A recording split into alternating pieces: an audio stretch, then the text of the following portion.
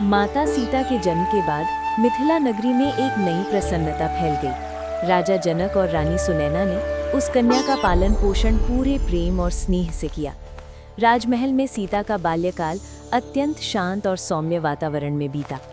बालिका सीता स्वभाव से बहुत ही सरल और धैर्यशील थी। वे कम बोलती थी, पर उनकी आंखों में गहराई और करुणा झलकती थी। उनके चेहरे पर एक ऐसी शांति थी जिसे देखकर मन अपने आप शांत हो जाता था।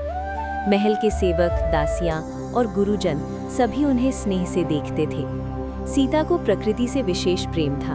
वे अक्सर महल की उपवन में चली जाती, फूलों को छूकर मुस्कुराती, पत्तों को ध्यान से देखती और पक्षियों की मधुर ध्वनि को सुनती रहती।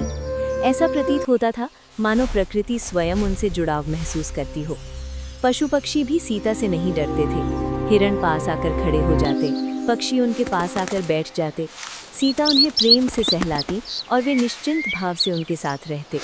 ये देखकर सभी समझ जाते कि ये बालिका करुणा और दया की प्रतिमूर्ति है। कहा जाता था कि जहाँ जहाँ सीता चलती थी वहाँ हरियाली और शांति फैल जाती थी।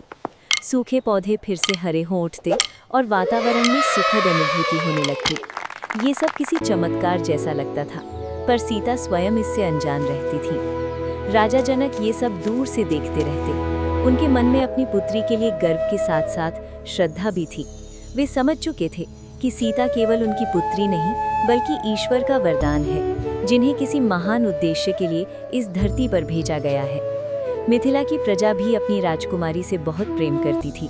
जब सीता महल से बाहर निकलती, लोग उन्हें श्रद्धा से देखते और आशीर्वाद देते।